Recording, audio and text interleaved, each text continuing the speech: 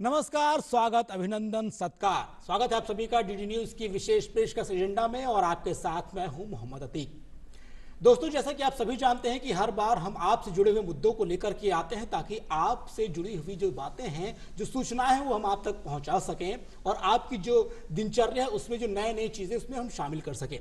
हमारी आज की भी चर्चा कुछ मौसम पर जुड़ी हुई है। जिस तरीके से तेज गर्मी है, ये बदलता मौसम है, ये बहुत तेजी से परिवर्तन हो रहा है। आप जिस तरीके से देख रहे होंगे कि अप्रैल का ये महीना चल रहा है और अप्रैल के महीने में जिस कदर गर्मी बढ़ रही है, पारा 45 डिग्री के पार जा रहा है। अगर मैं राजस्थान के बाड़मेर की बात करूं तो वहां पर 45.6% पहुंच गया है पारा। और उसके अलावा अगर हम यहाँ की बात करते हैं जयपुर की, तो जयपुर में 43 के आसपास में पारा है। यानी गर्मी बहुत ज्यादा बढ़ गई है और ये जो तापमान में इतना ज्यादा उतार चढ़ाव हो रहा है, ये आज एक वैश्विक जो है चर्चा का विषय बन गया है। जिस तरीके से जो बदलाव को लेकर के कई बार हमको और आपको दिक्कतों का सामना करना पड़ता है, खान पान को लेकर के या फिर जो हमारी दिनचर्या होती है वो भी काफी प्रभावित होती है। आज हम चर्चा करेंगे जिस पर हमारा जो विषय है, सबसे पहले मैं आपको बता दूं कि हमारा विषय है बदलता मौसम, बचाव और सावधानियां। इस विषय पर चर्चा करने के लिए हमारे साथ 3 लोगों का पैनल मौजूद है। सबसे पहले मैं आपका उनसे परिचय कराना चाहूंगा। सबसे पहले मैं आपको परिचय कराऊंगा डॉक्टर डालचंद मीणा जी से। आप जनरल फिजिशियन हैं, सवाई मानसिंह अस्पताल जयपुर में। सर, आपका इस कार्यक्रम में बहुत बहुत स्वागत है। और इसी के साथ जो हमारे दूसरे वक्ता हैं, उनका नाम है अर्चना जैन। आप डाइटिशियन हैं और खान पान को लेकर काफी कुछ जानकारी रखती हैं। हम इनसे काफी कुछ जानने की कोशिश करेंगे। मैडम, आपको इस कार्यक्रम में बहुत बहुत स्वागत है। नमस्कार। तो वहीं सर्वेश अग्रवाल जी भी हमारे साथ मौजूद हैं, जिनसे हम बातचीत करेंगे। और आप जो है एनआईए में प्रोफेसर के तौर पर कार्यरत हैं। इनसे भी हम गर्मी को लेकर के क्या कुछ व्यवस्थाएं होनी चाहिए, खान पान को लेकर के, इलाज के लिए, दवाओं के लिए, ये सारी बातें आज की इस चर्चा में हम करेंगे। लेकिन अपने इस चर्चा में सवाल जवाब का सिलसिला शुरू करने से पहले हमारी एक रवायत है कि हम सबसे पहले एक वीडियो क्लिप दिखाते हैं, एक रिपोर्ट के माध्यम से बताते हैं कि आज का जो हमारा विषय है उसमें क्या कुछ खास है, उसको हम कैसे समझ करके आप तक पहुंचाते हैं। तो आइए जल्दी से देखते हैं हमारी ये विशेष रिपोर्ट। मौसम का बदलाव प्रकृति का एक स्वाभाविक हिस्सा है जो ऋतुओं, जलवायु परिवर्तन और पर्यावरणीय कारकों की वजह से होता है। भारत जैसे देश जहां मौसम में विविधता और तीव्रता देखने को मिलती है, बदलते मौसम के साथ स्वास्थ्य, सुरक्षा और दैनिक जीवन पर गहरा प्रभाव पड़ता है। गर्मी, सर्दी, बरसात और शुष्क मौसम के बीच बदलाव के दौरान कई चुनौतियां सामने आती हैं, जिनमें मौसमी बीमारियां, प्राकृतिक आपदाएं और जीवन शैली में बदलाव शामिल हैं। मौसम बदलने पर सर्दी, जुकाम, बुखार, फ्लू, डेंगू, मलेरिया और एलर्जी जैसी समस्याएं बढ़ जाती हैं। अत्यधिक गर्मी में त्वचा का रूखापन, सनबर्न जैसी समस्या हो सकती है। मौसम में अचानक बदलाव जैसे लंबे समय तक बादल छाए रहना या अत्यधिक गर्मी, तनाव और मौसमी अवसाद का कारण बन सकता है। बदलता मौसम फसलों की पैदावार को प्रभावित करता है। असमय बारिश या सूखा किसानों के लिए चुनौती बन सकता है। जलवायु परिवर्तन के कारण मौसम में अनिश्चितता बढ़ रही है, जो पर्यावरण और जैव विविधता पर नकारात्मक प्रभाव डाल रही है। अत्यधिक गर्मी और लू से खुद को बचाने के लिए उपाय करते रहें। दिन में कम से कम 8 से 10 गिलास पानी पिएं। नींबू पानी, नारियल पानी और छाछ जैसे पेय पदार्थ शरीर को ठंडक प्रदान करते हैं। लू से बचने के लिए दोपहर 12 से 3 बजे के बीच धूप में निकलने से बचें। हल्के सूती कपड़े पहनें और सिर को टोपी या स्कार्फ से ढकें। त्वचा की देखभाल के लिए सनस्क्रीन का उपयोग करें और त्वचा को मॉइस्चराइज रखें। खान पान का विशेष ख्याल रखें। हल्का और सुपाच्य भोजन करें। मौसमी फल जैसे तरबूज, खीरा और आम खाएं। बदलता मौसम जीवन का एक अभिन्न हिस्सा है, लेकिन इसके साथ आने वाली चुनौतियों से निपटने के लिए सही जानकारी और सावधानी बहुत जरूरी है। स्वास्थ्य, सुरक्षा और पर्यावरण के प्रति जागरूक रहकर हम न केवल खुद को बल्कि अपने परिवार और समाज को भी सुरक्षित रख सकते हैं। मौसम पूर्वानुमान पर नजर रखें, समय पर बचाव के उपाय अपनाएं और स्वस्थ जीवन शैली को प्राथमिकता दें। यदि हम प्रकृति के साथ सामंजस्य बिठाकर चलें, तो बदलते मौसम का आनंद लेते हुए इसके दुष्प्रभावों से आसानी से बच सकते हैं। Bureau report, DD news Jaipur. तो जिस तरीके से भी आपने इस रिपोर्ट में देखा है कि गर्मी के मौसम में किस तरीके से हम अपना ख्याल रख सकते हैं और जिस तरीके से जो गर्मी का जो पारा बढ़ता है तो हमारी भी कुछ जिम्मेदारियां बढ़ जाती हैं। जल्दी से ये सवाल जवाब का सिलसिला पहले शुरू करते हैं, उसके बाद में काफ़ी कुछ डिस्कशन होगा, काफ़ी कुछ सवाल होंगे और उनके हम सवाल जानने की कोशिश करेंगे। सबसे पहले मैं अर्चना मैडम के पास आना चाहूँगा। अर्चना जी, जिस तरीके से पारा बहुत तेज़ी से ऊपर बढ़ रहा है और जिस तरीके से आप देख रहे हैं गर्मी बहुत ज़्यादा है, जयपुर का तापमान जिस तरीके से अभी आपने देखा 43 डिग्री अभी जो अप्रैल महीना चल रहा है उसी के बीच में ही है, गर्मियाँ तो अभी बाकी ही हैं। ऐसे में इस गर्मी में बचाव के लिए जो आम नागरिक हैं उनको क्या कुछ उपाय करने चाहिए, सेहत का ख्याल किस प्रकार से रखना चाहिए गर्मियों को लेकर? हाँ अतीक जी, आपने बहुत अच्छा सवाल पूछा क्योंकि ये बहुत ज़रूरी है कि हम जो भी गर्मी पड़ रही है उससे किस तरह से डील करें। तो सबसे ज़्यादा ज़रूरी है कि अपने शरीर को पहले तो हाइड्रेट रखना, पानी की प्रचुर मात्रा हमारे बॉडी में रहनी चाहिए क्योंकि हमारे शरीर में से बहुत सारा पानी उड़ रहा है। लेकिन क्योंकि हमें तो अपना दिन भर की दिनचर्या के काम करने होते हैं तो उसके लिए हम इस तरह के फल जो कि जैसे तरबूज है, खीरा है जिसमें पानी प्रचुर मात्रा में होता है, उस तरह के फल खाएं। अपने आप को गर्मी से बचाने का ज़रूर कोशिश करें और जो है कि अच्छा नरिशिंग फूड खाएं, ऐसा खाना खाएं जो बहुत आसानी से डाइजेस्ट होता है। जैसे कि हम जब हम सर्दियाँ चली जाती हैं तो हम अपने कपड़े, गर्म कपड़े हम अलग रख देते हैं और गर्मियों के कपड़े निकालते हैं और गर्मियों में सूती कपड़े जिस तरह से पहनते हैं उसी तरह खाने के बारे में भी हमें ये चेंज करना चाहिए कि जो हम सर्दियों में खा रहे थे वही खाना हमें अब गर्मियों में नहीं खाना है। गर्मी के हिसाब से हमें खाना खाना है ताकि हम मौसमी बीमारियों से भी बचें और हमारा जो शरीर है वो स्वस्थ रह सके क्योंकि हमारे शरीर को एनर्जी की रिक्वायरमेंट तो है ही, हमें उतनी ही मात्रा में हमें अपना काम करना है, अपना जीवन जो यापन के लिए हम अपना जो भी दिन भर का काम करते हैं तो हमारे को पूरी एनर्जी मिलनी चाहिए। तो उसके लिए पूरा नरिश्ड खाना जो पोषण युक्त आहार है जिसमें कि सब तरह के मिलेट्स आते हैं और जो कि फाइबर का अच्छा कंजम्पशन रहना चाहिए ताकि हमारे शरीर में ताकत भी रहे काम करने की और हम गर्मी की बीमारियों से बचे रहें। जी, एक पॉइंट आपने बहुत सही बताया, जिस तरीके से जब हम सर्दियों में जो भी खान पान का इस्तेमाल करते हैं, जब मौसम बदलाव होता है, गर्मियां आती हैं तो हमें खान पान में भी चेंज करने चाहिए क्योंकि मौसम बदल रहा है तो हमारे खाने का जो है वो भी बदलना चाहिए। बिल्कुल सर, हम डालचंद जी के पास आएंगे। जिस तरीके से जब गर्मियां तेजी से शुरू होती हैं तो हीट वेव के बाद जिक्र होता है और इसी में एक शब्द और आता है हीट स्ट्रोक, कई बार देखा जाता है। सर, ये हीट स्ट्रोक होता क्या है, इसके क्या लक्षण होते हैं और इसका इलाज क्या है माकूल, इसके बारे में आपसे जानना चाहेंगे। देखिए अतीक जी, पिछली बार एसएमएस हॉस्पिटल में काफ़ी पेशेंट आए थे हीट स्ट्रोक के और इस बार तो संभावना है जैसे हीट वेव के काफ़ी साइकिल की संभावना ज़्यादा बताई गई है पिछले साल से।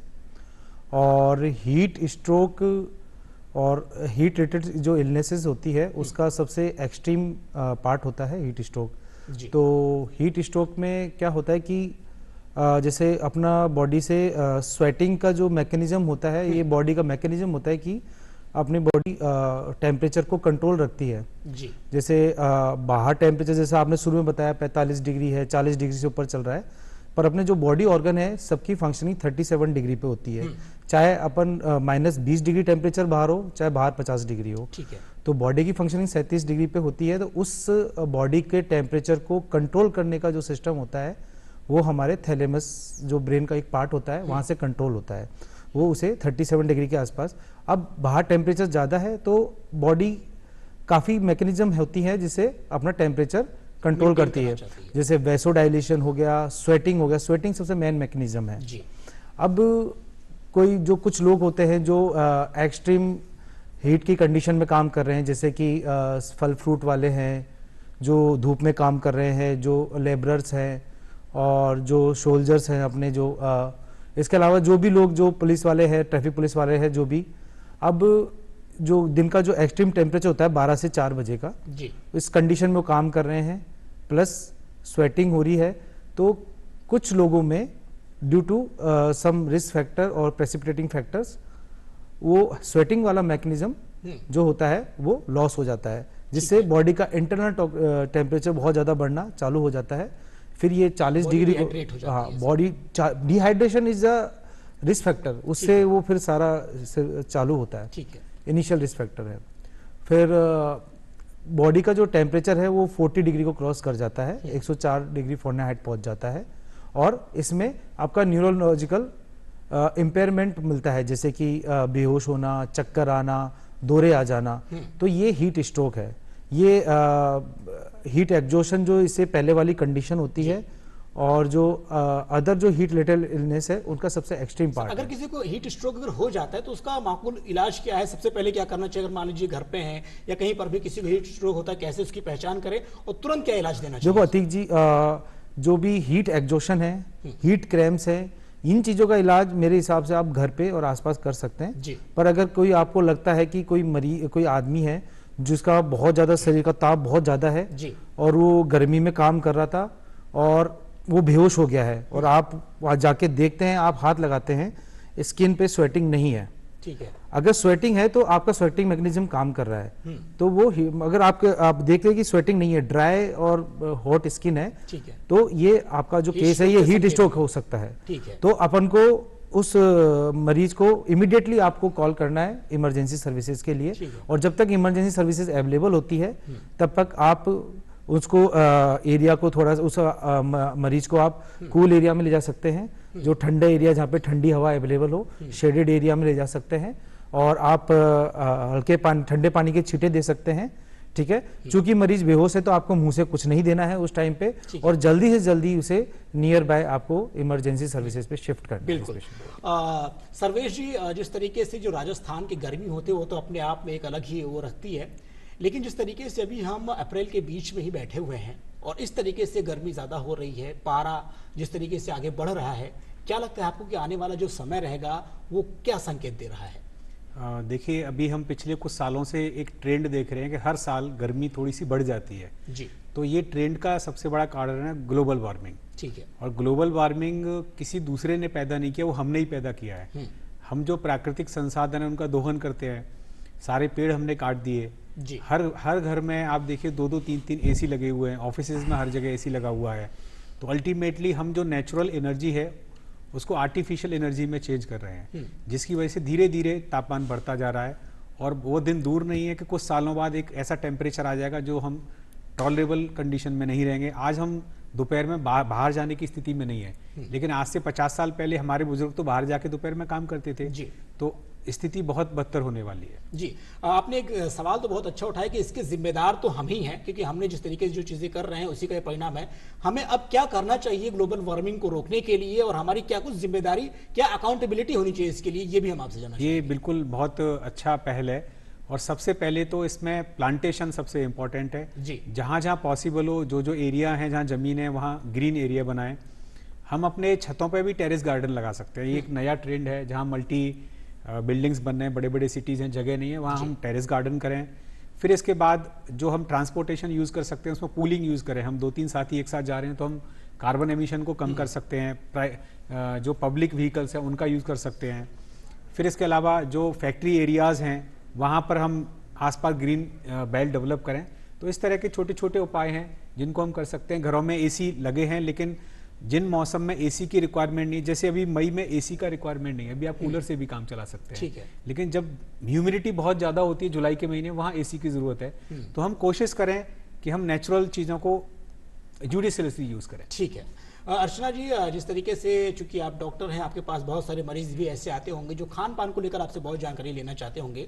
मान लीजिए किसी को जिस तरीके से गर्मी अगर बहुत ज़्यादा है, हीट स्ट्रोक का पेशेंट कोई आता है या कोई इस तरह गंभीर बीमारी का जब पेशेंट आता है, तो उनको किस तरीके से सजेस्ट देती हैं कि आप ये चीज़ खान पान में शामिल करना चाहिए, भारी खाना नहीं खाना चाहिए, क्या कुछ उसकी दिनचर्या रहती है, इसके बारे में आप बताएं। हाँ, ज़रूर, ये सब लोगों को बहुत ध्यान से सुनना और समझना चाहिए कि हम अपने आप को हीट स्ट्रोक से बचाने के लिए क्या क्या कर सकते हैं। तो हमें जैसा मैंने बताया कि जो सीजनल, ऐसे तो भगवान ने भी थोड़ा डिज़ाइन करके प्रकृति को इस तरह से बनाया है कि जो प्रकृति में इस समय नेचुरल जो फूड उगता है वो हमें गर्मी के लिए फ़ायदेमंद होता है।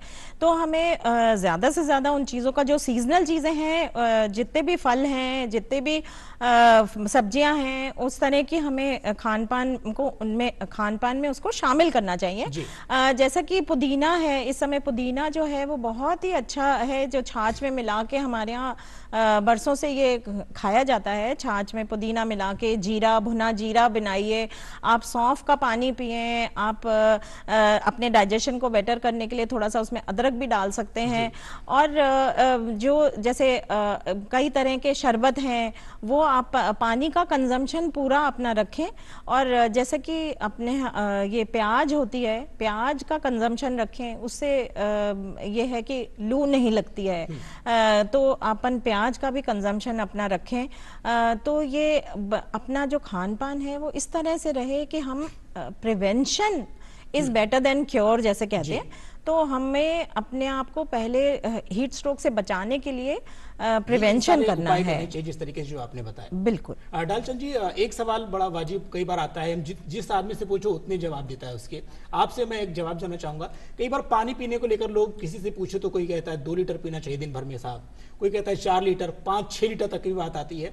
एक्चुअल में आप तीनों लोग बैठे, हम तीनों लोगों से ये जवाब ले सकते हैं कि कितना पानी क्वांटिटी के हिसाब से पीना चाहिए गर्मी के मौसम में, इसके बारे में डालचंद जी पहले आप बताएं। देखिए सर, ये बहुत अच्छा आपने सवाल पूछा है। अब आप मुझसे पूछना चाहते हो कि भाई एक आदमी को कितना पानी पीना चाहिए। ये डिपेंड करता है कि उस पेशेंट में मतलब वो है कौन जिसको अपन एडवाइस कर रहे हैं। ठीक है। अब जैसे मैं आपको एडवाइस करूंगा तो पहले आपका मैं बैकग्राउंड डिजीज देखना चाहूंगा कि भाई आपको कोई किडनी या कोई हार्ट की डिजीज तो नहीं है, कोई और आप किसी ट्रीटमेंट पे तो नहीं हो। तो सब चीज़ें उस हिसाब से डिजाइन होती है। जो हार्ट के पेशेंट होते हैं, जो किडनी के पेशेंट होते हैं, उनको अपन पानी कम पीने का एडवाइस करते हैं। उनकी बॉडी डिहाइड्रेटेड रखी जाती है कि उनका अकॉर्डिंग टू उनकी डिजीज के हिसाब से। अब अपन बात करते हैं एक स्वस्थ आदमी की, जो एक स्वस्थ है, उसको कोई बीमारी नहीं है। तो अब गर्मी के मौसम में इस टाइम में जो अभी नई स्टडी बता रही है, उसको 3.7 लीटर से 4 लीटर तक का पानी कंजप्ट करना चाहिए पर डे। और इसको अपन सरल भाषा में समझे, हर 20 मिनट के अंदर 200 ml का एक गिलास होता है, 200 से 250 ml का, तो हर 20 मिनट में अपन को 1 गिलास पानी पीना चाहिए। पर ये गाइडलाइन सिर्फ उस व्यक्ति के लिए है जो हीट को एक्सपोज नहीं कर रहा है, जो धूप में काम नहीं कर रहा है, जो धूप में दौड़ नहीं रहा है, धूप में लेबरस वर्क नहीं कर रहा है। अगर आप किसी एक ऐसे आदमी को एडवाइस करना चाहते हैं जो धूप में मजदूरी कर रहा है, जो धूप में फल सब्जी वाले हैं, जो ऑटो चला रहे हैं, उन लोगों को आपको एक्स्ट्रा आधा से 1 लीटर पर आवर का जो उनका जो ड्यूरेशन है उस हीट सर्कमस्टांसेस में, वो आपको एडवाइस करना पड़ेगा। पर एक मोटा माटी अगर आप समझें तो 15 से 16 गिलास पुरुषों के लिए और 11 से 12 गिलास है, उसको कम से कम 15 से 16 गिलास, यानी कि अगर लीटर में बात करें तो कम से कम 4 लीटर, हाँ, 4 लीटर के लगभग के आसपास में ये चीज एक आंकड़ा। और एक इसका बहुत अच्छा एक आप देखना चाहे तो जैसे आपका जो अपना यूरिन का कलर होता है, वो डार्क येलो नहीं होना चाहिए, वो लाइट येलो होना चाहिए या कलरलेस होना चाहिए। तो मतलब आप अगर कलर आता है, येलो आ रहा है या डार्क कलर आ रहा है, तो फिर क्या करना चाहिए? Dark yellow colour is the sign of dehydration. आपका मतलब आपका जो पानी है बॉडी के अंदर वो प्रॉपर नहीं है, उसी पानी की कमी है। और अगर आपका लाइट येलो कलर आ रहा है और कलरलेस है तो मतलब आपकी बॉडी हाइड्रेटेड है। इसके अलावा एक स्किन पिंच टेस्ट होता है, वो अपन यंग आदमी में कर सकते हैं। ओल्ड एज में स्किन वैसे लूज होती है, जैसे अपन स्किन को यूं उठा के अपन छोड़ते हैं, ठीक है, तो 2 सेकंड के अंदर अगर जैसे मैंने स्किन उठा के छोड़ा, 2 मिनट में ये नॉर्मल पोजीशन में पहुंच गई है, ठीक है। पर ऐसे मतलब मेरी बॉडी हाइड्रेटेड है। ठीक है। अगर मेरी बॉडी डिहाइड्रेटेड रहेगी तो ये 2 मिनट 2 सेकंड, तो 2 सेकंड के अंदर ये वापस नहीं है, इसमें बहुत टाइम लगेगा। धीरे धीरे जैसे बूढ़े लोगों में अपन देखते हैं ना, बहुत धीरे धीरे वो आती है अपनी नॉर्मल पोजीशन पे। तो डिहाइड्रेटेड लोगों में ये स्किन टर्जिनिटी लॉस हो जाती है। हाँ, ऐसे अपन किसी पेशेंट में देख सकते हैं, और किसी भी मतलब अपन घर में किसी भी व्यक्ति में, ये सिंपल टेस्ट है जो अपन देख सकते हैं। तो दोस्तों, जिस तरीके से भी डॉक्टर साहब ने बताया है कि अगर आप स्वस्थ हैं और गर्मी के मौसम चल रहा है तो आपको कम से कम 15 से 16 गिलास पानी पीना चाहिए। अगर हम लीटर में बात करें तो लगभग 4 लीटर पानी आपको दिन भर में पीना ही है, तभी आप गर्मी से बच सकते हैं और भी कई सारी गंभीर बीमारियों से बच सकते हैं। अगर आपके पेशाब में अगर मान लीजिए अगर पीलापन आ रहा है या थोड़ा बहुत कलर बदल रहा है, तो इसका मतलब ये है कि आपको डिहाइड्रेशन हो रहा है, पानी का आप सेवन लगातार करते रहें। सर्वेश जी, मैं आपके पास आना चाहूँगा, जिस तरीके से जो मौसम का बदलाव होता ही है, आप राष्ट्रीय आयुर्वेद संस्थान को भी रिप्रेजेंट करते हैं, कई बार व्यायाम को लेकर भी चीजें आती हैं, गर्मी में बहुत ज्यादा व्यायाम नहीं हो पाता है, योग होता है, तो हम आपसे ये जानना चाहेंगे कि योग की क्या मात्रा, कितना करना चाहिए, व्यायाम किस तरीके से करना चाहिए, क्या हम जो डेली बेसिस पे करते थे, जो ड्यूरेशन रहता था, जो घंटे होते थे उस हिसाब से करने चाहिए, इसके बारे में थोड़ा विस्तार से जानकारी दें। बिल्कुल मैं बताऊंगा। बहुत अच्छा क्वेश्चन है। देखिए जो व्यायाम है, पहले व्यायाम पे बात करेंगे। व्यायाम की मात्रा हमें नॉर्मल ऋतुओं में उतनी करनी चाहिए जिसमें हमें व्यायाम करते करते हमारे माथे पे पसीना आने लगे, जिसको हम बोलते हैं अर्धशक्ति व्यायाम। ठीक है। लेकिन जो गर्मियों का मौसम और गर्मियों के साथ साथ बरसात जहां गर्मी होती है वहां पे हम एक्सरसाइज कॉन्ट्रा इंडिकेटेड बताते हैं, मतलब हमें हैवी एक्सरसाइज नहीं करनी है। तो हमें क्या करना है, हम थोड़ा वॉक कर सकते हैं, पहली बात। दूसरा, योगाभ्यास कर सकते हैं। योगाभ्यास में हमारी स्ट्रेचिंग जो एक्सरसाइज है उनको हम आसन बोलते हैं जैसे, तो हम आसन में स्ट्रेचिंग होती है। इसके अलावा मेडिटेशन और प्राणायाम होता है। प्राणायाम में हम अनुलोम विलोम प्राणायाम कर सकते हैं, एक शीतली और शीतकारी, ये कूलिंग इफेक्ट देने वाले प्राणायाम है। इसके साथ साथ मेडिटेशन, ओम चैंटिंग ये कर सकते हैं। ये गर्मियों में हमें कूलिंग इफेक्ट भी देते हैं और हमें हमारे माइंड को भी कंसंट्रेट करते हैं। तो बजाय व्यायाम के हम स्ट्रेचिंग, वॉकिंग, मेडिटेशन और प्राणायाम, इसको हमें रिप्लेस कर सकते हैं। सर इसकी टाइमिंग क्या होनी चाहिए? कई बार देखा जाता है कि जैसे सुबह के टाइम पे जब प्रातः काल में लोग व्यायाम करते हैं, कई बार लोग देर से उठे या फिर देर में, अगर सुबह आजकल तो 7 बजे धूप अपने उफान पे रहती है, एकदम सूरज अपना पूरा प्रकोप दिखाते हैं, तो ऐसे में क्या टाइमिंग रहनी चाहिए? सुबह और शाम के टाइम में कितने टाइम पे व्यायाम करना चाहिए? देखिए, व्यायाम करने का सबसे अच्छा टाइम सुबह होता है, जब जगने का आइडियल टाइम हमारा सूर्योदय से पहले होना चाहिए। ठीक है। सूरज भगवान जगें उससे पहले हमें जगना चाहिए। बिल्कुल। और जग के हम फ्रेश होके अपना जो रूटीन करने के बाद फिर हमें व्यायाम या योगाभ्यास करना चाहिए। लेकिन जिन लोगों के पास, अगर सुबह आपको लगता है कि आप लेट नाइट वर्कर हैं, रात को 12 बजे सो पाते हैं, अगर कुछ ऐसा मजबूरी है, तो शाम के टाइम भी जब आपका दोपहर का खाना पच जाता है करीबन 6 बजे के आसपास, उस समय हम व्यायाम, योग रिक्वायरमेंट के हिसाब से मेडिटेशन ही कर सकते हैं।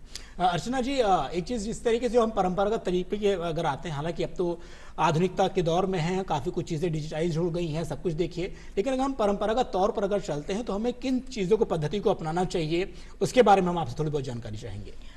हाँ, देखिए ये है कि मेरा तो खुद का विश्वास है कि जो ये ग्लोबल वार्मिंग का प्रॉब्लम आ रही है वो कुछ आधुनिकता की वजह से आ रही है। वो मैं उसके अगेंस्ट भी नहीं हूँ, टेक्नोलॉजी तो आगे बढ़ना ही चाहिए, समाज को, दुनिया को आगे बढ़ना है, लेकिन हमको इसका कुछ बैलेंस क्रिएट करना चाहिए कि हम जैसे डॉक्टर साहब ने भी बताया कि ओवर यूज ऑफ एसी है, उसको हम ज़रूर अवॉइड कर सकते हैं। हम बचपन से आजकल बच्चों को हम एक्चुअली गर्मी में जाने नहीं देते, तो उनको गर्मी का एहसास, उनकी बॉडी की टॉलरेंस डेवलप नहीं हो पाती है।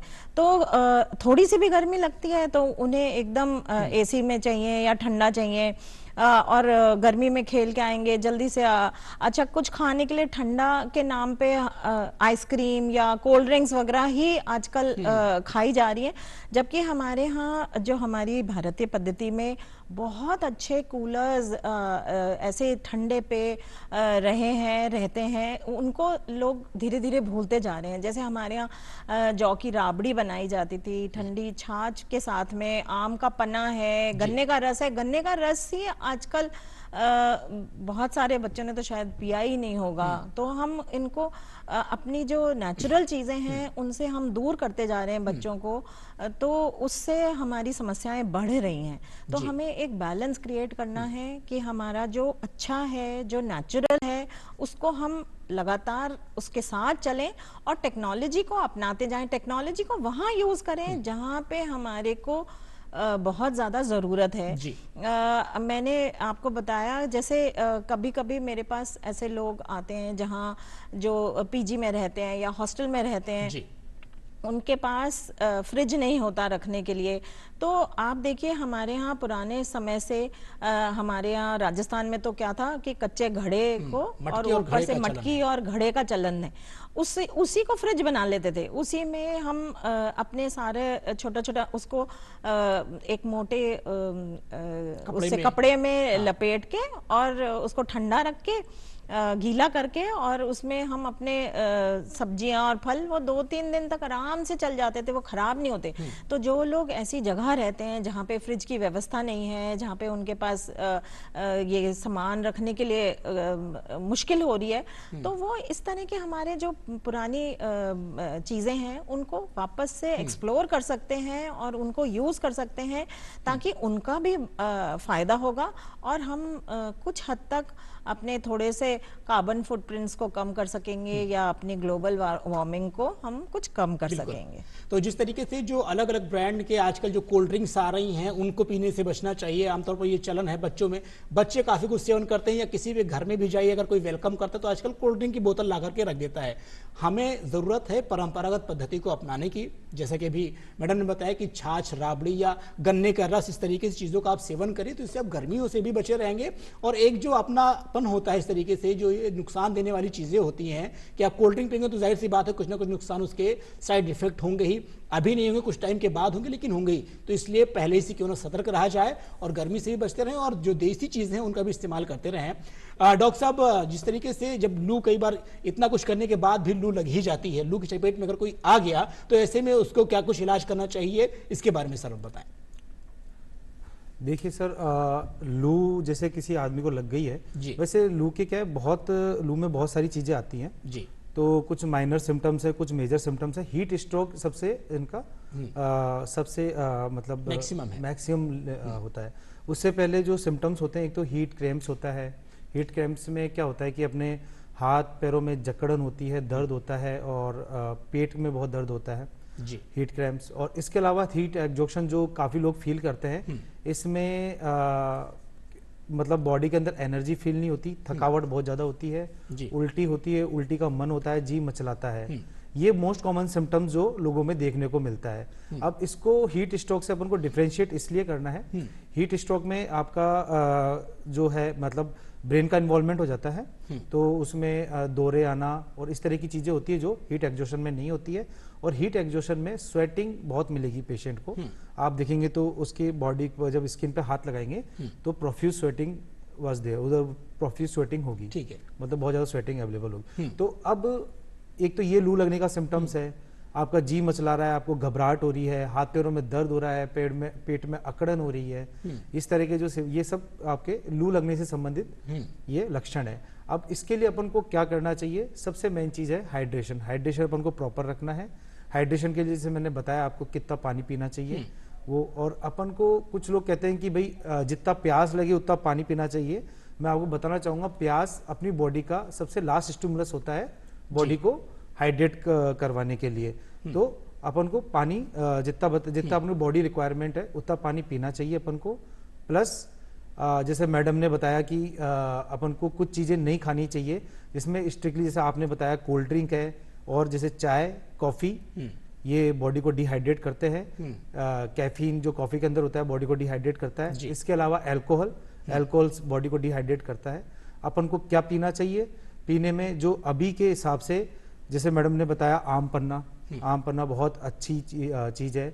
आपका नींबू पानी हो गया, आपका जलजीरा हो गया जी, आपका मतलब छाछ बहुत अच्छी चीज है। बेसिकली क्या होता है कि जब स्वेटिंग होती है तो पानी के साथ साथ सॉल्ट भी निकलता है, तो बॉडी के अंदर सोडियम, पोटेशियम, मैग्नीशियम इन चीजों की भी कमी होती है, जिससे न्यूरोलॉजिकल इंपेयरमेंट होता है। तो जो भी ये छाछ हो गया, जलजीरा हो गया, आम पन्ना हो गया, इसके अंदर सॉल्ट की भी प्रचुरता होती है।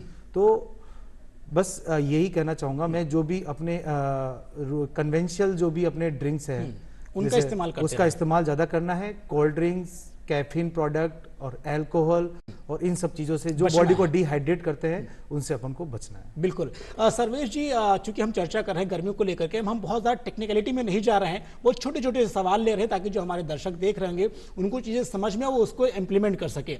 गर्मी के टाइम पे एक चीज घमौरियां बहुत ज्यादा हो जाती है, कई बार आप देखते होंगे, आमतौर पर बच्चों में ज्यादा देखने को मिलती है, बड़ों में भी होती है, जिसकी वजह से इचिंग होती है। घमौरियों से बचने के लिए क्या कुछ करना चाहिए, क्या कुछ इसका इलाज है, कैसे इससे बच सके गर्मियों में? देखिए, घमौरियां क्यों होती हैं? क्योंकि जो हमारा डिहाइड्रेशन प्रोसेस गर्मियां होती है तो हमारी जो ग्लैंड्स होती हैं, सीबेसियस ग्लैंड है, उनका ऑयल नहीं निकल पाता और उनमें सेकेंडरी इन्फेक्शंस हो जाते हैं कई बार। या हीट की वजह से भी होते हैं, जिनको प्रिकली हीट बोलते हैं। तो इसके लिए सबसे अच्छा सॉल्यूशन है जो हमारे कपड़े पहनने के हैं वो एक कॉटन के हों और लूज कपड़े हों, पहली बात।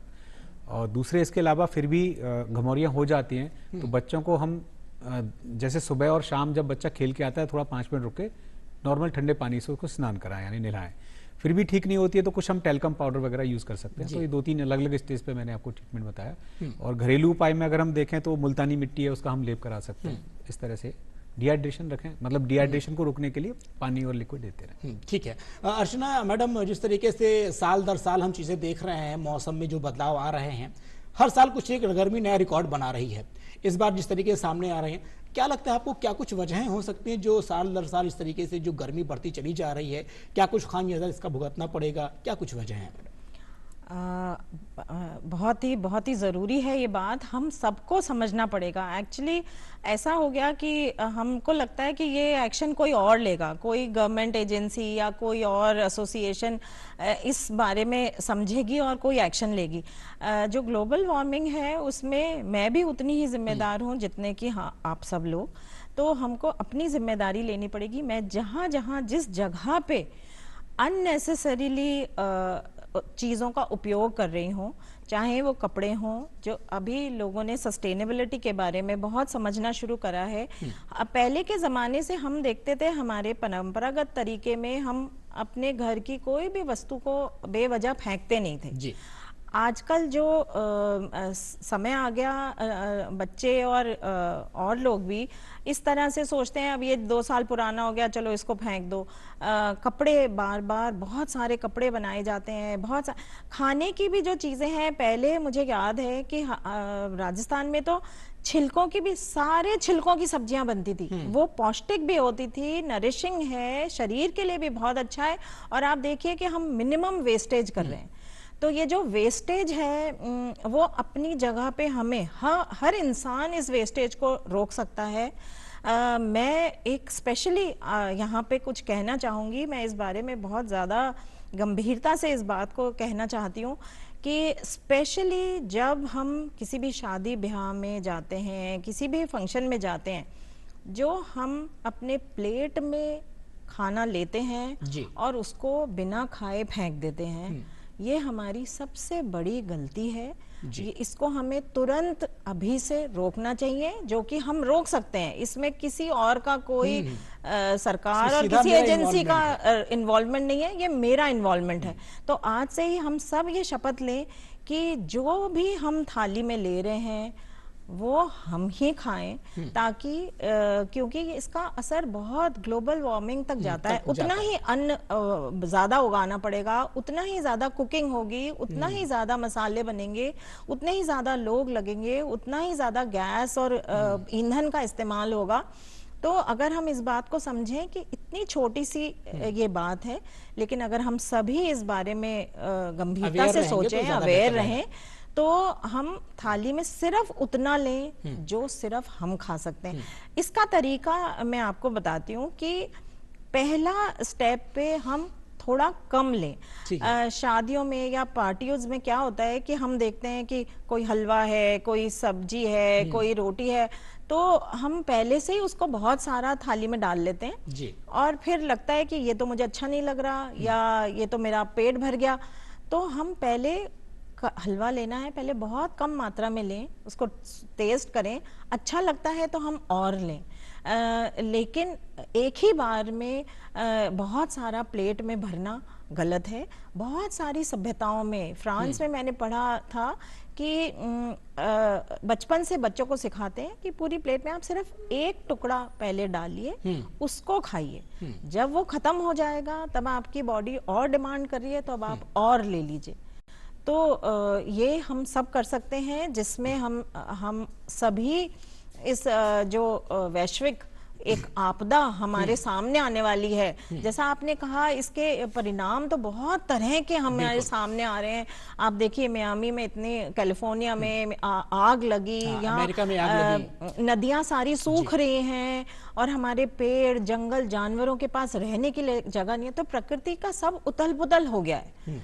तो प्रकृति को वापस हमें, जो चीजें हमने उससे ज्यादा दोहन कर ली हैं, जो हमने ले लिया है, हमें उसको वापस उसी देना के भी है। पास वापस देना है बिल्कुल। और सिर्फ उतना कंज्यूम करना है जो मेरे लिए बहुत ज्यादा जरूरी है। अर्चना जी, आप, हाँ सर, आप कुछ इसमें कहना चाह मैं रहे हैं, कुछ इसमें बात अपनी ऐड कर, include मैडम करना ने चाह बहुत रहे हैं। अच्छा आंसर जी किया है। सर्वेश जी बताएं। इसके लिए एक टर्म यूज करते हैं हम, ट्रिपल R। ठीक है। Reduce, reuse and recycle. Recycle. तो रिड्यूस हम कई लेवल पे कर सकते हैं। कुछ मैडम ने एग्जांपल किए कि हम खाने में प्लेट कम, खाने के प्लेट में खाना कम लेते हैं और भी करते हैं। अब मैं एक थोड़ा रीयूज के बारे में आपको बताऊंगा। रीयूज जैसे हम कपड़े पहनने के लेवल पे पहले बात करते हैं। पहले क्या होता था कि बड़ा भाई है, उसके कपड़े, बड़ा भाई बड़ा हो गया, हम बोलते कपड़े छोटे हो गए, छोटा वाला यूज करता है। तो ये रीयूज करने का दूसरा तरीका है। या फिर कपड़ा अब वेस्ट हो हालांकि गया, ये प्रवृत्ति सर पहले के समय में बहुत देखी जाती थी। जब अब आप कम हो पुराने गई है। 10-20 साल पहले अगर जाएंगे तो लोग, ये लोग बहुत, लेकिन आज के दौर में लोग जितना ज्यादा संपन्न हो रहे हैं वो इससे दूर होते वो चले दूर रहे हैं। जी होते सर, जा अपनी रहे बात कंटिन्यू करें। और फिर हम उसका क्या करते थे, वो यूज कपड़ा फट भी गया तो रिसाइकल करते थे। उसके हमने छोटे पीसेस बना लिए, पोछे में यूज कर रहे हैं, डस्टिंग में यूज करते हैं जी। तो इस तरह के छोटे छोटे प्रोसेस हैं वो हम अपना सकते हैं अभी भी, इसमें कोई बुराई नहीं है। बिल्कुल। अर्चना जी ने काफी जो एक इंपॉर्टेंट बात कही है, कहने को तो बहुत छोटी है लेकिन काफी बड़ी बात कह गई वो, कि जब भी हम कभी खाना लें तो अपने प्लेट में खाना बहुत कम मात्रा में लें, जैसी जरूरत हो वैसे लें, क्योंकि इसके पीछे का जो बैकग्राउंड है वो बहुत बड़ा है। क्योंकि जब आप खाना वेस्ट करते हो तो उस खाने को तैयार करने में, उसकी खेती बाड़ी में, उसको बनाने में जो गैस एनर्जी वेस्ट होती है, जो मैन पावर लगती है, जो सारी चीजें रहती है, वो कहीं ना कहीं प्रकृति को नुकसान पहुंचाती हैं। तो ये एक फैसला हमारे हाथ में है कि जब भी कभी हम खाना लें तो जरूरत के हिसाब से लें, कोशिश करें कि खाना वेस्ट बिल्कुल भी ना हो। उससे आप कहीं ना कहीं पर्यावरण में आप सीधे तौर पर अपना एक योगदान दे सकते हैं। डॉक्टर साहब से, जालचंद जी आपके पास आना चाहूंगा। जिस तरीके से गर्मी के समय में जब गर्मियां बढ़ती हैं तो आमतौर पर जो महिलाएं या बुजुर्ग होते हैं, या यूं कि हम गर्भवती महिलाएं होती हैं, उनको खासी दिक्कतें होती हैं। तो ऐसे में उनको क्या कुछ सावधानियां बरतनी चाहिए? अगर कोई परेशानी आती है तो उन्हें क्या कुछ करना चाहिए? देखिए सर, जैसे एक्सट्रीम एज ग्रुप मतलब बच्चे और बूढ़े, गर्भवती महिलाएं जी। और ऐसे लोग जिनका काफ़ी सारी दवाइयाँ चल रही हैं, जिसमें गुर्दे वाले मरीज हैं, हार्ट वाले पेशेंट हैं। इसके अलावा ऐसे लोग जिनके मानसिक अवसाद वाली दवाइयाँ चल रही हैं, जिसमें एंटीसाइकोटिक ट्रीटमेंट पे हैं जी। और डायूरेटिक्स चल रहे हैं, एंटी कोलिनर्जिक ये वाली दवाइयाँ चल रही हैं, वो लोग हमारे रिस्क फैक्टर में आते हैं। मतलब ये लोग हैं जो जिनको लू लगने की संभावना ठीक है। बहुत ज़्यादा है। तो बच्चों को अपन को जो कहते हैं कि भाई 1.5 से 2.5 लीटर के आसपास पानी पिलाना जरूरी है। पानी के अलावा आप उनको जैसे और ड्रिंक ऑफर कर सकते हैं, जैसे नारियल पानी हो गया, इसके अलावा जलजीरा हो गया, जैसे भी मतलब बच्चा पीना चाहता है उस हिसाब से। और जो बूढ़े लोगों में अपन को पर्टिकुलर ये ध्यान रखने की जरूरत है कि उनको अपन को घर पे ऐसे एरिया में रखना है जो मतलब जहाँ पे शेडेड एरिया हो, गर्मी ना हो और एयर वेंटिलेशन प्रॉपर हो। इसके अलावा थोड़ा सा वृद्ध लोगों में वैसोडाइलेशन लो लिम्स में मतलब पैरों में ज़्यादा होता है, तो पैरों में सूजन आती है, तो उसको अवॉइड करने के लिए आप पैरों के नीचे 2-3 तकिए लगा सकते हैं। और इसके अलावा गर्भवती महिलाएं वो हीट स्ट्रोक या हीट एग्जॉशन के लिए बहुत ससेप्टेबल होती है, तो उनका भी प्रॉपर हाइड्रेशन और फूड उनका उस हिसाब से होना चाहिए। और जो पीक टाइम है अपना 12 से 4 बजे, ऐसे टाइम पे उनको अवॉइड करना चाहिए। और जो डायबिटीज के पेशेंट है पर्टिकुलर, जिनकी शुगर कंट्रोल नहीं है, तो जिस शुगर ज़्यादा रहती है तो बॉडी की जो ब्लड की जो हाइपर ऑस्मोलर हो जाता है, तो उसे डिहाइड्रेशन होने के चांसेस बहुत ज़्यादा हो जाते हैं। तो ऐसे लोगों को अपनी शुगर नियंत्रित करने की बहुत ज़्यादा आवश्यकता होती है। तो उनको अपने शुगर नियंत्रण और खान पीन पे बड़ा ध्यान देने की जरूरत होती है। बिल्कुल सर्वेश जी, जिस तरीके से गर्मियों को लेकर के सरकार कई बार बहुत सारे इनिशिएट करती है। अगर हम पिछले साल की बात करें तो कई बार देखा जा रहा था कि जयपुर के शहर की अगर बात करते हैं तो कई जगह चौराहों पर शेड लगाए गए थे, इस तरीके से गर्मी से के प्रभाव से लोगों को बचाने के लिए कुछ पहले की गई थी। इस तरीके के क्या कुछ उपाय सरकार कर रही है, क्या कुछ करने चाहिए जो आपको लगता है कि सुझाव होने चाहिए, उसके बारे में सर आप बताएं। एक तो जैसे आप ही ने बता दिया कि जो खासकर रेड लाइट है, जहाँ पे आपने देखा कई बार 90 सेकंड तक का स्टे रहता है जी, तो वहाँ पर एक ऊपर से शेड लगा दिया जिससे कि एक डिहाइड्रेशन रुकता है। दूसरा, जगह जगह पे गवर्नमेंट की तरफ से या सोशल ऑर्गेनाइजेशन की तरफ से पानी पीने की व्यवस्था होनी चाहिए जी। फिर इसके अलावा जो जहाँ बस स्टैंड छोटे छोटे बने हैं वहाँ पर शेडेड होने चाहिए। फिर जो बहुत रश वाले एरिया हैं वहाँ पर जो डिवाइडर है उस डिवाइडर पर ग्रीन बेल्ट डेवलप कर सकते हैं, क्योंकि एक ग्रीन बेल्ट डेवलप करने से 4 से 5 डिग्री का अंतर हो जाता है। फिर इसके अलावा पक्षियों को भी हम अगर देखें तो वो भी नेचुरल क्रिएचर है, उसके लिए हम जगह जगह परिंदे वगैरह टंगवा सकते हैं। तो इस तरह के छोटे छोटे उपाय हैं जो हम गवर्नमेंट की तरफ काफी से बहुत इंपॉर्टेंट बात कही, परिंदों की बात कही, तो हम पशुओं पर आ जाएंगे। जो पशु पक्षी होते हैं उनके लिए भी जो भीषण गर्मी होती है एक आपदा लेकर के आती है कम से कम।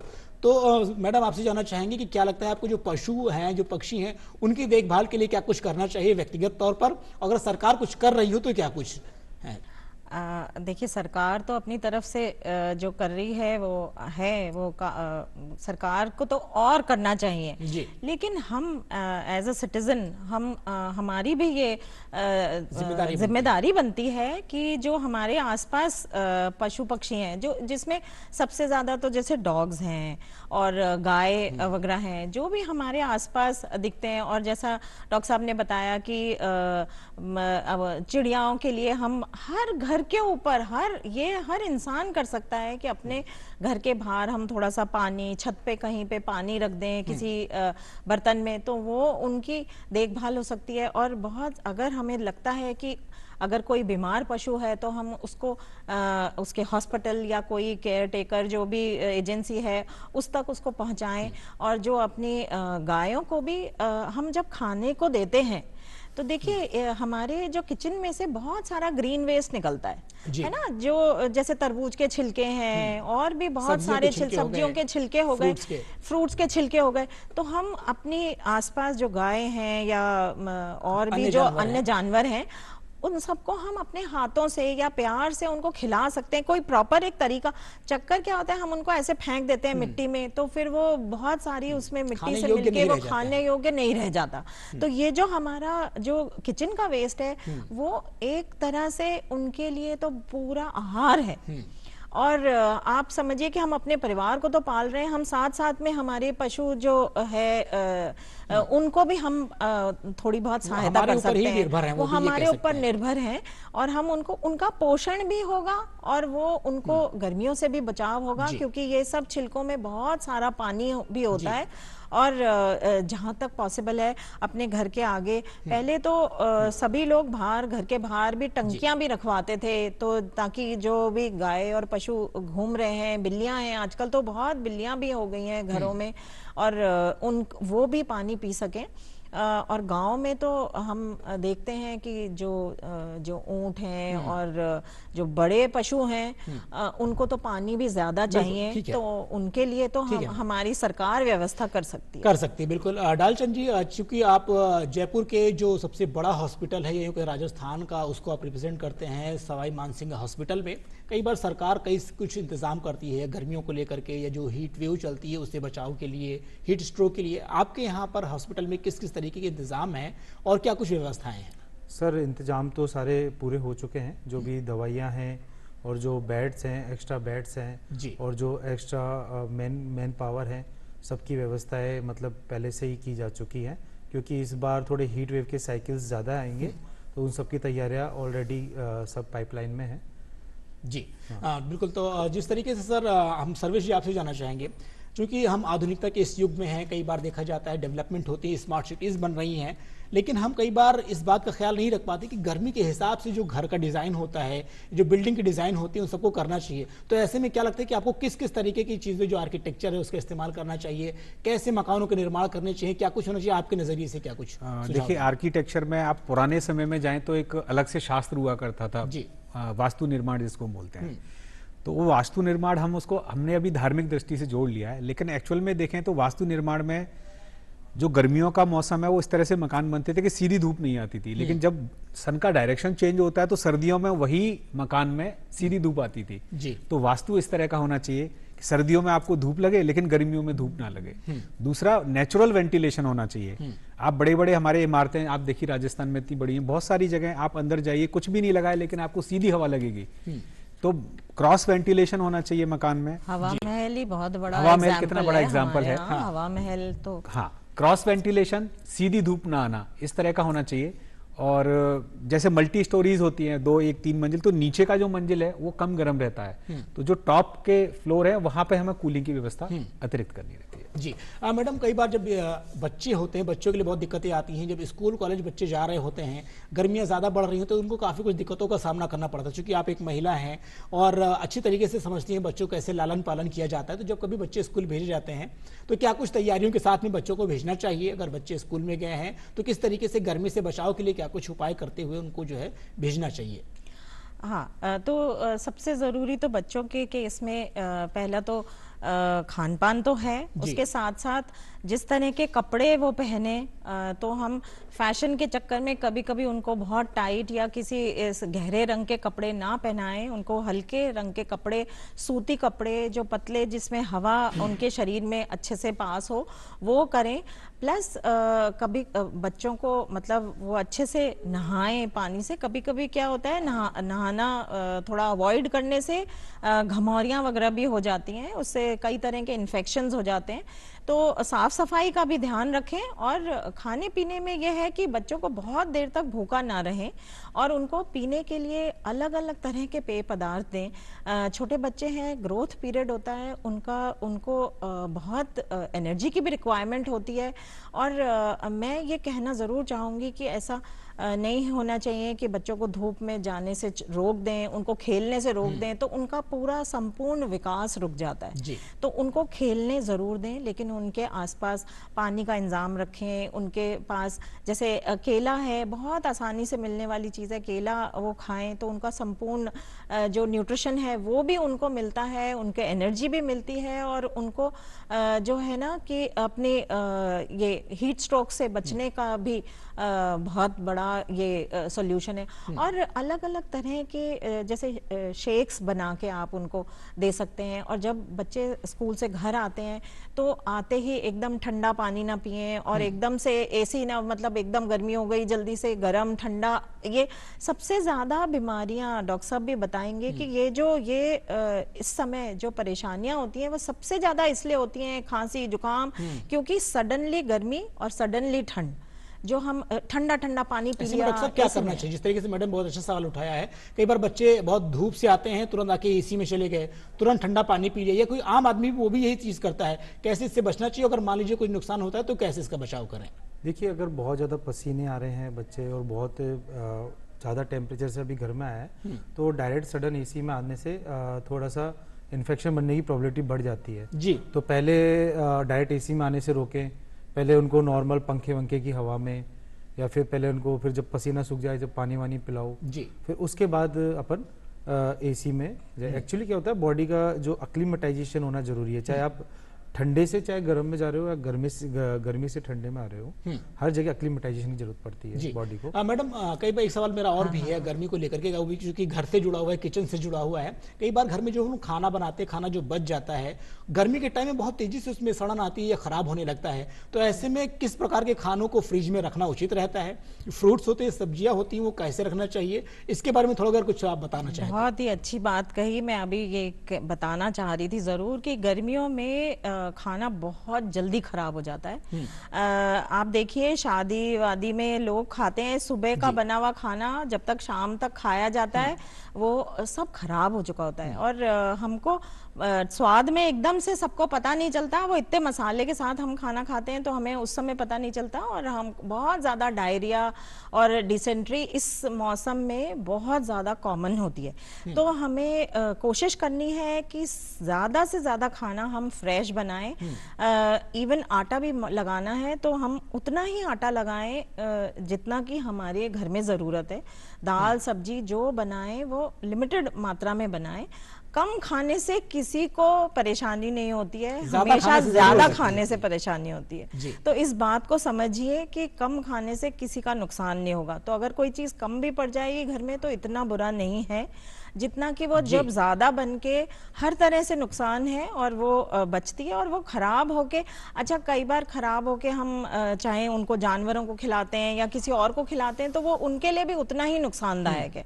तो हमें इन चीज़ों से बचना चाहिए। और जो फल और जो फ्रिज में स्टोर हो सकते हैं वो कुछ दिन के लिए स्टोर हो जाती हैं सब्जियां, लेकिन फ्रिज में भी 3-4 दिन के बाद एक तो ज़रूरी है कि हर दिन उस फ्रिज को देखना कि जो पुराना पुरानी चीज जो first in and last out वाला चीज नहीं करनी चाहिए हमें।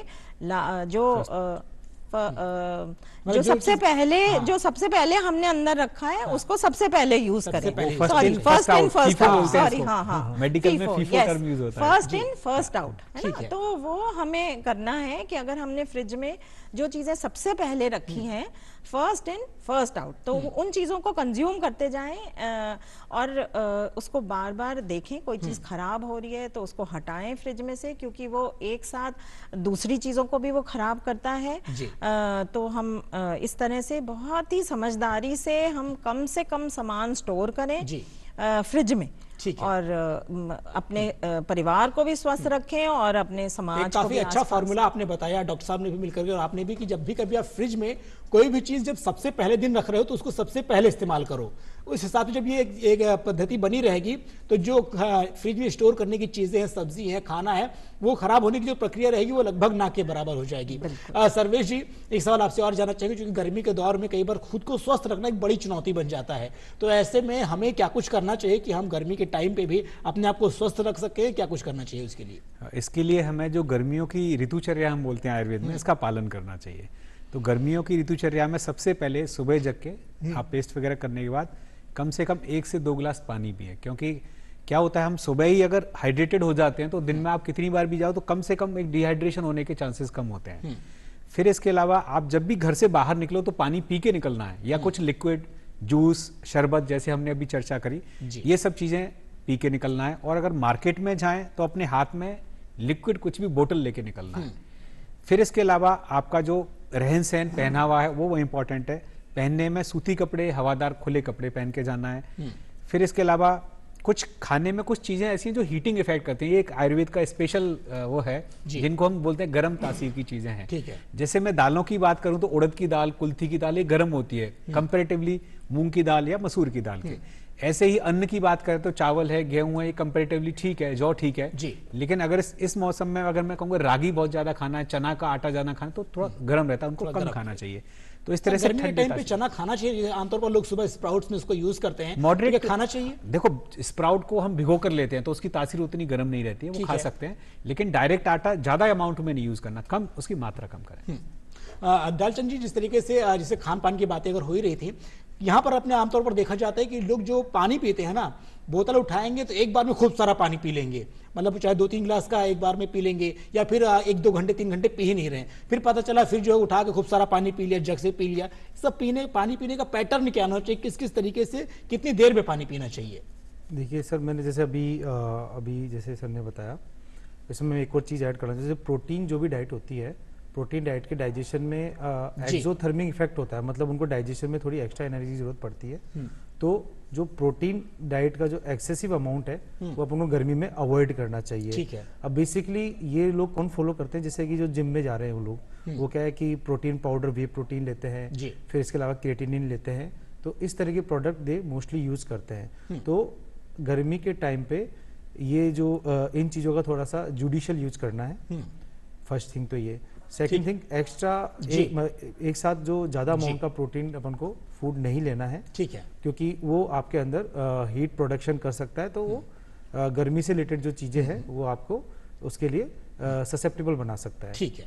और एक इसके बाद जो लास्ट में आपने पूछा पानी वाला, तो पानी का जैसे मैंने आपको बताया था कि हर 20 मिनट के अंदर 1 गिलास पानी, जो 1 गिलास 200 ml होता है, हर 20 मिनट के अंदर अपन को 1 गिलास पानी पीना चाहिए, स्पेशली 10 बजे से 5 बजे के बीच में। मतलब एक बार में 2-3 गिलास पानी पीने से बेहतर है कि हर 20 मिनट के बाद आप 1 गिलास पानी पीजिए, 30 मिनट आधे घंटे के आसपास। आजकल टेक्नोलॉजी का भी बड़ा यूज है, जो हम स्मार्ट वॉच पहनते हैं उसमें आजकल वो वाटर का अलार्म लगने लगा है, रीडिंग आ जाती है। तो बिल्कुल दर्शकों, हम अपने इस चर्चा के अंतिम पड़ाव पर हैं और हम अपने दर्शकों से गर्मी को लेकर के जल्दी से एक फाइनल कमेंट लेना चाहेंगे। अर्चना मैडम, आपके पास आना चाहेंगे, क्योंकि वक्त की कमी है, तो आप 1 मिनट में अपनी बात कहें, जो दर्शक हमारे हैं उनको क्या कुछ करना चाहिए गर्मी से बचाव के लिए? तो ये है, देखिए मेरा सभी को कहना ये है कि eat natural, eat seasonal and eat regional. जो आपके यहाँ पैदा होता है, जो आपके यहाँ खाया जाता है, वही हमारे लिए बेस्ट है। हम जितनी भी ये गूगल पे और रील्स और ये देख देख के हम, क्योंकि वो दुनिया भर में बनती हैं, दुनिया भर से अलग अलग तरह के लोग अलग अलग रीजन से इन चीज़ों को बनाते हैं, तो हमें अपनी थोड़ी सी अपना खुद की भी ध्यान रखना चाहिए।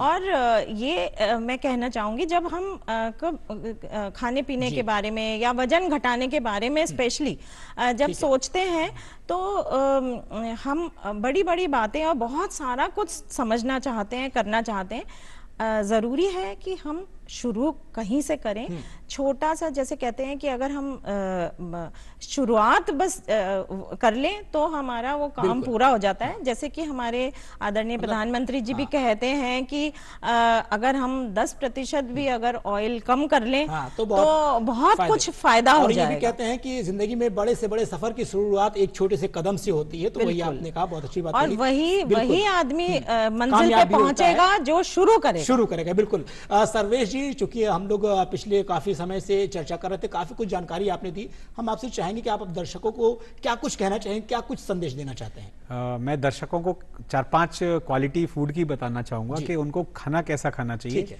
खाने की तासीर ठंडी हो, लिक्विड अच्छे अमाउंट में लेना चाहिए, खाने का जो टेस्ट है वो मीठा का मतलब नेचुरल शुगर, आर्टिफिशियल शुगर नहीं, और वो पचने में थोड़ा हल्का खाना खाना चाहिए, और घर से जाते समय पानी का यूज करना चाहिए, और कॉटन के और हल्के रंग वाले वस्त्रों का प्रयोग करना चाहिए। ठीक है। डालचंद जी, जिस तरीके से एक आखिरी सवाल आपसे भी लेना चाहूंगा, और मैसेज क्या है, जिस सवाल भी मेरा इसमें यह है कि गर्मी से बचने के लिए घरेलू नुस्खे क्या कुछ होने चाहिए, क्या कुछ घर में इस्तेमाल करना जिससे गर्मी से बच सके? ठीक है, जैसे अभी सर ने बताया वैसे ही कि मतलब अपन को लाइट कलर के कपड़े पहनने हैं, वाइट ऑफ वाइट कलर के कपड़े, और कपड़े लूज होने चाहिए।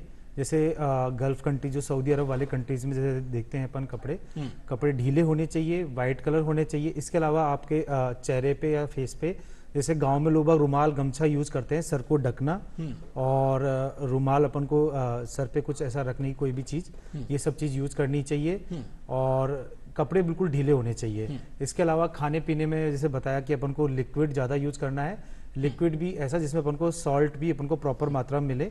जैसे मैंने बताया था आपको, जलजीरा हो गया, अपना आम पन्ना हो गया, नींबू पानी हो गया, जलजीरा हो गया, और जो और इसके अलावा हर 20 मिनट में अपन को 200 ml पानी पीना है। और जैसे अगर अपन को कहीं बाहर जाना पड़ रहा है तो आप पहले 2 गिलास पानी एक साथ पी के निकले, और इसके साथ अपने साथ पानी की बोतल लेके निकले, और बीच बीच में पानी पीते रहें। और जो लोग लेबरस मजदूरी का काम करते हैं, जो लोग फल सब्जी जो बेचते हैं इतनी गर्मी में, और जो लोग ड्राइविंग से रिलेटेड काम करते हैं, स्विगी जोमेटो वाले, इन लोगों को स्पेशल थोड़ा सा ख्याल रखने की जरूरत है, डिहाइड्रेशन बॉडी को प्रॉपर रखने की जरूर आवश्यकता है। डालचंद जी, आपका सबसे पहले बहुत बहुत शुक्रिया कि आपने इतनी महत्वपूर्ण जानकारी, और जो डॉक्टर के लिहाज से जो कुछ इलाज हो सकते थे वो आपने बताया, इसके लिए बहुत बहुत आभार।